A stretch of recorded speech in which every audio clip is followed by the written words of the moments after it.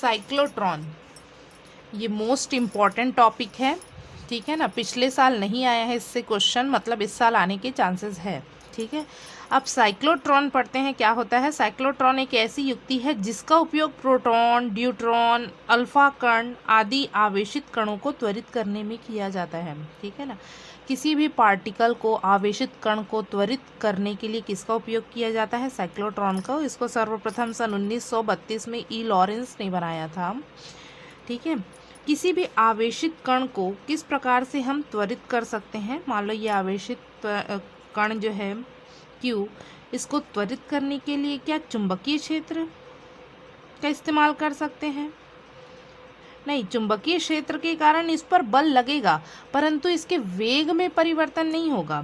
चुंबकीय क्षेत्र के कारण जो आवेशित कण है वो वृत्ताकार मार्ग में गति कर सकता है परंतु उसका वेग परिवर्तन नहीं होगा। मतलब हमारे पास एक क्षेत्र और बचा है, विद्युत क्षेत्र। उसका उपयोग करके हम कण को क्या कर सकते हैं, त्वरित कर सकते हैं। एक प्लेट लो पॉजिटिव, एक लो नेगेटिव, या विभवांतर उत्पन्न कर दिए तो क्या होगा, मान लो ये पॉजिटिव पार्टिकल है तो ये धन की ओर आकर्षित होगा, ठीक है। तो इसका वेग में क्या होगा, आकर्षण बल लगेगा, बल लगा मतलब वेग में परिवर्तन होगा, ठीक है ना। तो दो प्लेट लेके हम त्वरित कर सकते हैं। परंतु देखो ये इसके पास गया, सॉरी ये प्लस आवेश है तो माइनस की ओर आकर्षित होगा, ठीक है ना। अब इस प्लेट की हमको लगातार बहुत अधिक वेग प्रदान करना है तो हम क्या कर सकते हैं, प्लेटों के बीच की दूरी बढ़ा देंगे। तो ये इस आवेश को हम बहुत अधिक त्वरित कर सकते हैं, बहुत अधिक वेग को बढ़ा सकते हैं। परंतु यदि प्लेटों को दूर रखा जाए तो विद्युत क्षेत्र की तीव्रता कम हो जाएगी। जितना प्लेट दूर दूर उतनी तीव्रता कम, जितने प्लेट पास पास उतनी तीव्रता अधिक होगी, ठीक है ना। तो ये वाला जो आइडिया है प्लेटों को दूर रखना और ज़्यादा त्वरित करने का, ये तो काम नहीं कर रहा है। तो हम क्या कर ऐसा क्या जो है उपयोग दूसरे चीज़ का कर सकते हैं, किसी अन्य युक्ति का, जिससे जो कण है इसी प्रकार से इसमें घूमता हुआ त्वरित होता रहे। तो हम जानते हैं कि चुंबकीय क्षेत्र का इस्तेमाल कर सकते हैं हम, जिससे कण क्या हो, वृत्ताकार मार्ग में इस ओर से इस ओर गति करे, ठीक है ना। जब चुंबकीय क्षेत्र इस आवेश के लंबवत रहेगा तो इस कण पर क्या बल लगेगा, अभिकेंद्री बल की तरह कार्य करता है, लॉरेंज बल, और कण क्या है, वृत्ताकार मार्ग में गति करता रहेगा। प्लस इस विद्युत क्षेत्र में क्या होता रहेगा, त्वरित होता रहेगा, लगातार उसके वेग बढ़ता चला जाएगा, ठीक है ना। इसलिए इस युक्ति में विद्युत क्षेत्र का भी इस्तेमाल किया जाता है और चुंबकीय क्षेत्र का भी इस्तेमाल किया जाता है, ठीक है ना। इसकी संरचना पहले देख लेते हैं। तो इसमें दो खोखले जो हैं चालक होते हैं, ठीक है। दो खोखले चालक होते हैं, ये डी की आकृति के होते हैं इसलिए इसे डीज कहते हैं, ठीक है। डीज 1 और डीज 2, ठीक है। और एक विद्युत स्रोत की सहायता से इस पर क्या उत्पन्न किया जाता है, विद्युत क्षेत्र या विभवांतर उत्पन्न किया जाता है। एन और एस दो चुंबक होते हैं, उनकी सहायता से चुंबकीय क्षेत्र भी उत्पन्न किया जाता है। दो चीज़ों का इस्तेमाल किया जाता है, मैंने बताया, विद्युत क्षेत्र और चुंबकीय क्षेत्र। तो चुंबक की सहायता से इसमें ये एन ध्रुव, ये एस ध्रुव, ठीक है, चुंबकीय क्षेत्र उत्पन्न किया जाता है ध्रुव खंडों की सहायता से। और विद्युत क्षेत्र जो उत्पन्न किया जाता है दोलित्र की सहायता से। दोलित्र जो है एक प्रकार से अल्टरनेटिंग, प्रत्यावर्ती धारा जो है उत्पन्न करता है, ठीक है ना। दोलित्र की सहायता से प्रत्यावर्ती धारा जानते ही सभी, जिसके मान में लगातार परिवर्तन होता रहता है, ठीक है ना, उत्पन्न करता है। बहुत ही हाई वोल्टेज, ठीक है, प्रत्यावर्ती धारा कहो या वोल्टेज कहो, ठीक है ना, बहुत ही हाई वोल्टेज, लगभग 1 लाख से 10 लाख वोल्टेज के बीच हम ये वोल्टेज सोर्स रखते हैं। बहुत उच्च विभवांतर उत्पन्न करते हैं इस दोलित्र की सहायता से, ठीक है ना। तो यहाँ मैंने एक खोखला जो है चालक लिया है, खोखले चालक लिए रहते हैं दो, जो डी की आकृति के रहते हैं, जिन्हें डीज कहते हैं, ध्रुवखंड लिए हैं, और विद्युत स्रोत लिया है, विद्युत स्रोत के रूप में दोलित्र लिए हैं जो प्रत्यावर्ती धारा या वोल्टेज उत्पन्न करते हैं, ठीक है ना। विद्युत क्षेत्र को इस प्रकार रखा जाता है कि ये आवेश की लंबवत हो। किस प्रकार उत्पन्न करे, विद्युत इस आवेश के लंबवत होगा तभी इस पर अधिकतम बल लगाता है, इसलिए चुंबक को इस डिस्क के ऊपर में रखा जाता है ना, ठीक है। तो अब देखते हैं इसकी कार्यविधि, सिद्धांत कैसे कार्य करता है, ठीक है ना। ये याद रखिए, जब खोखले चालक को आवेशित किया जाता है तो चालक जो आवेश है पूरे चालक के पृष्ठ पर चला जाता है, परंतु अंदर कोई विद्युत क्षेत्र रहता है क्या? कोई विद्युत क्षेत्र नहीं रहता, ठीक है ना। केवल चुंबकीय क्षेत्र काम करेगा उस टाइम, ठीक है ना। जब खोखले चालक आवेशित होंगे तो क्या होगा, चालक के पृष्ठ पर आवेशित जो है उसका प्रभाव रहेगा विद्युत क्षेत्र का, उसके अंदर जो है कोई प्रभाव नहीं रहता। विद्युत क्षेत्र की तीव्रता शून्य होती है खोखले चालक के अंदर, ये हम लोग चैप्टर फर्स्ट में पढ़ ही चुके हैं। अब सिद्धांत देखते हैं। साइक्लोट्रॉन इस तथ्य पर आधारित है कि जब एक समान कण चुंबकीय क्षेत्र में लंबवत गति करता है, ठीक है ना, आवेशित कण एक समान चुंबकीय क्षेत्र में लंबवत गति करता है तथा विद्युत क्षेत्र द्वारा लगातार त्वरित होता है, तो वह बढ़ती हुई त्रिज्या के सर्पिलाकार पथ का अनुसरण करता है तथा उसकी चाल लगातार बढ़ती जाती है, ठीक है ना।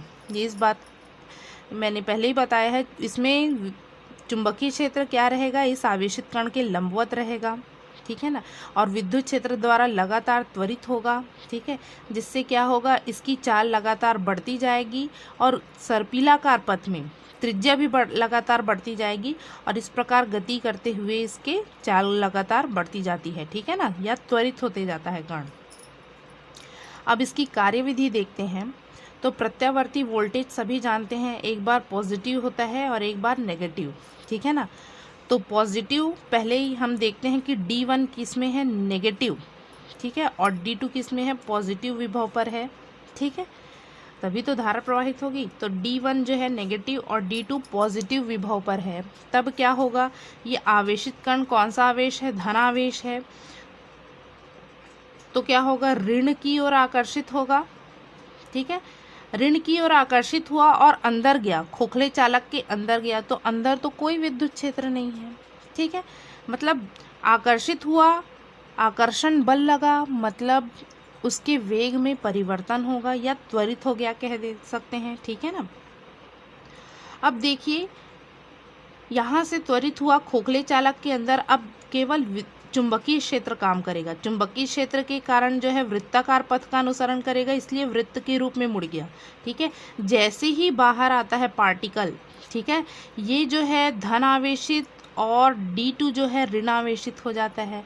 क्यों होता है भाई, प्रत्यावर्ती धारा या वोल्टेज लगाया है हम लोगों ने, देखो जिसका सर्कल में प्रत्येक चक्र में इसका जो साइन है चेंज होते रहते हैं, पॉजिटिव नेगेटिव पॉजिटिव नेगेटिव, ठीक है ना। प्रत्यावर्ती वोल्टेज जो है पॉजिटिव नेगेटिव इस प्रकार से मिलता है, इसलिए जो डीज का जो मान है, ठीक है, कभी ऋणात्मक विभव में होगा D1, कभी धनात्मक विभव, कभी D2 धनात्मक में होगा तो कभी D1 ऋणात्मक में, ठीक है ना।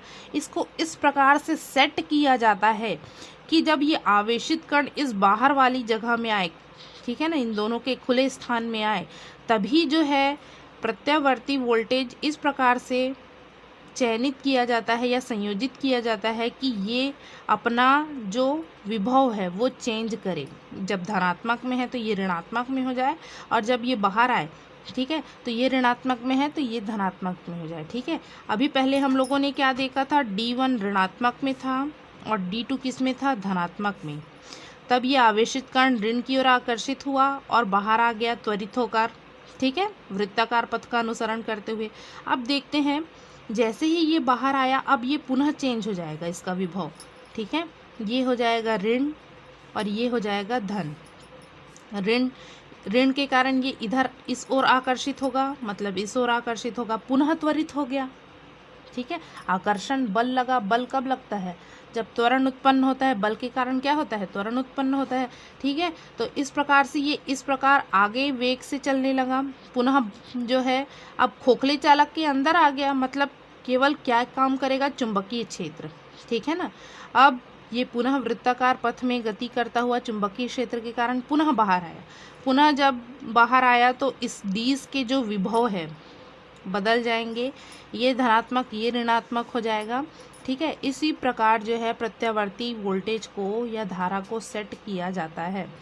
कि जब आवेश बाहर आए तब दोनों डीजों के जो विभव है उनमें परिवर्तन हो। ठीक है ना। तो इस प्रकार वृत्तीय मार्ग में गति करता हुआ जो आवेशित कण है उसके चाल में लगातार वृद्धि होती रहती है। ठीक है ना। अभी हम लोगों ने जब लॉरेंज बल द्वारा गति पढ़ा था तो देखे थे कि आर जो है, त्रिज्या जो है, वेग पर निर्भर करती है। जैसे जैसे वेग बढ़ता जाएगा उसकी त्रिज्या भी बढ़ती जाती है। इसलिए आवेशित कण का वेग बढ़ा तो क्या बढ़ गया, त्रिज्या भी बढ़ गया। mv/qb था क्या। ठीक है ना। तो आवेशित कण का जैसे वेग बढ़ा वैसे ही इसकी त्रिज्या भी बढ़ गई। ठीक है ना। अब देखते हैं इसके सिद्धांत एवं कार्यविधि। जो मैंने अभी बताया हो उसी को हम शब्दों में लिख देंगे। माना कि किसी क्षण आयन स्रोत से m द्रव्यमान तथा q आवेश वाला धनायन उत्पन्न होता है। ठीक है ना। इस क्षण d1 जो है ऋणात्मक विभव पर है तथा d2 धनात्मक विभव पर है, अतः धनायन d1 की ओर त्वरित होकर उसके अंदर प्रवेश कर जाता है। जो ही d1 के अंदर प्रवेश करता है उस पर कोई विद्युत क्षेत्र कार्य नहीं करता। भाई खोखला है, खोखले चालक के अंदर विद्युत क्षेत्र शून्य होता है क्योंकि पूरा आवेश कहाँ चले जाता है, पृष्ठ में। ठीक है। इसलिए क्योंकि खोखले चालक के अंदर विद्युत क्षेत्र शून्य होता है उस पर केवल चुंबकीय क्षेत्र कार्य करता है। चुंबकीय क्षेत्र आवेश को कैसे घुमा देता है, वृत्तीय पथ में मोड़ देगा। ठीक है ना। जो हम लोगों ने अभी पढ़ा है उसी को अपने शब्दों में लिख देंगे। ठीक है। एज इट इज़ लिखने की जरूरत नहीं है, अपने शब्दों में लिख सकते हैं। माना चुंबकीय क्षेत्र का परिमाण b तथा धनायन की चाल v है, तब धनायन पर कार्य करने वाला लॉरेंज बल, ठीक है, आवेशित कण पर लॉरेंज बल कार्य करेगा तो F = qvb sin थीटा। हम जानते हैं कि आवेश जो है चुंबकीय क्षेत्र के लंबवत रखे हैं हम। ठीक है। तो थीटा = 90 हो जाएगा तो F = qvb। यह बल धनायन को वृत्तीय पथ में गति करने के लिए आवश्यक अभिकेंद्र बल mv²/r प्रदान करता है। इस प्रकार का निगमन हम पहले भी कर चुके हैं लॉरेंज बल के लिए। तो लॉरेंज बल बराबर होगा अभिकेंद्र बल के। तो यहाँ से r की वैल्यू निकाल लिए = mv/qb।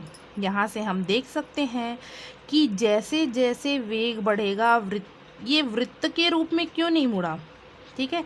ये आवेश क्यों इस प्रकार से वृत्ताकार पथ में क्यों नहीं गति कर रहा है, उसकी त्रिज्या क्यों लगातार बढ़ती जा रही है। देख सकते हैं आप लोग, पहले r1 है, फिर क्या हो गया, r2 हो गया मान लो, फिर क्या हो रहा है, r3 हो गया।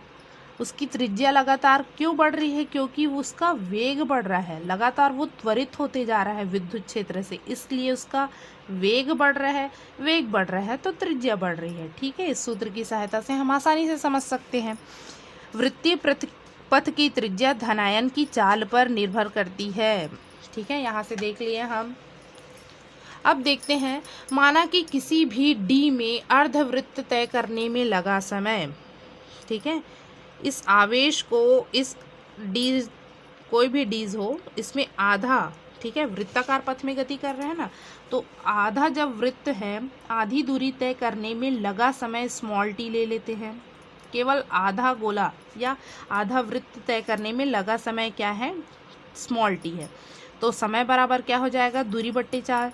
चाल बराबर क्या होता है, दूरी बट्टे समय। तो समय बराबर दूरी बट्टे चाल। ठीक है। दूरी क्या होगा, पूरा वृत्त यदि तय करता तो दूरी होता 2πr, वृत्त की परिधि जितना। आधी दूरी तय कर रहा है तो 2πr में 2 का भाग दे दो, कितना होगा, πr। तो इसलिए दूरी को πr लिखा गया है। चाल क्या लिए हैं हम, v। तो t = v π/v। v का मान हम जानते हैं, यहाँ से निकाले हैं। ठीक है। तो यहाँ से हम v का मान लिख देंगे। v की वैल्यू होगी यहाँ से qrb/m।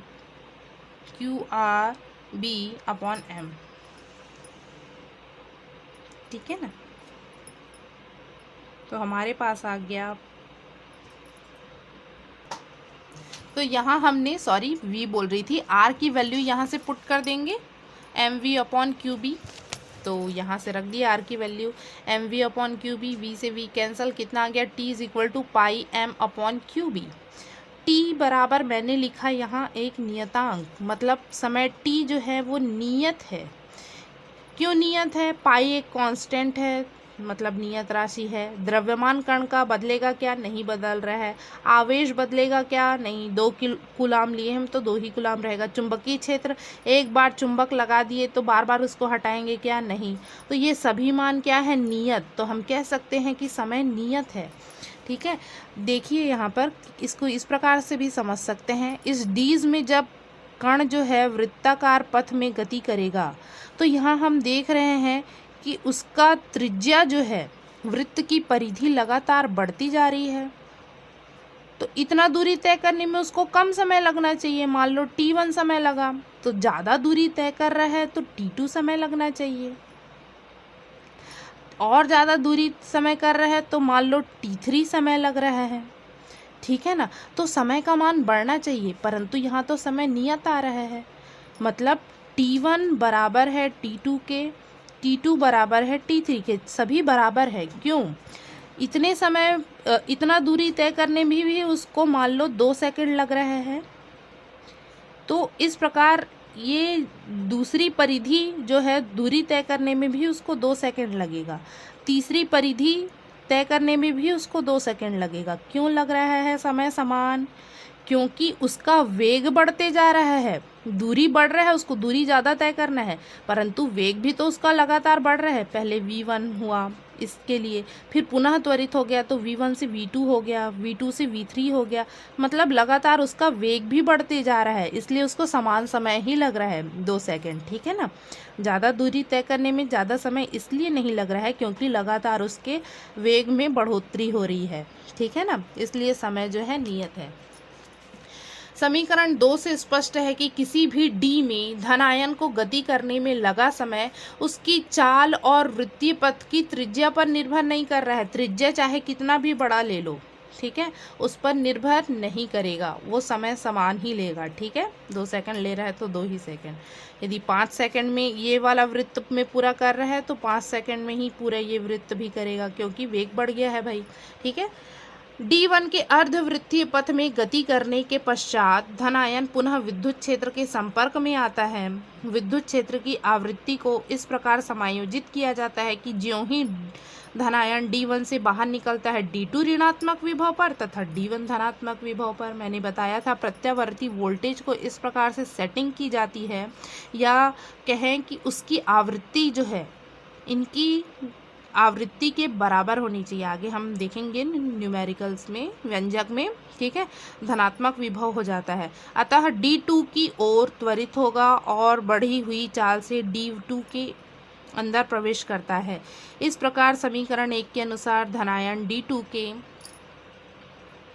अंदर अधिक त्रिज्या के वृत्तीय पथ में गति करता है, किंतु अब भी D2 में गति का समय वही रहता है, समय सभी में समान रहेगा। यह क्रिया बार बार दोहराई जाती है जब धनायन दोनों डीजों के गैप में आता है तो वह बढ़ी हुई चाल से ऋणात्मक विभव वाले डीज में बढ़ी हुई चाल से प्रवेश करता है। प्रत्येक बार बढ़ती हुई त्रिज्या के वृत्तीय पथ में गति करता है।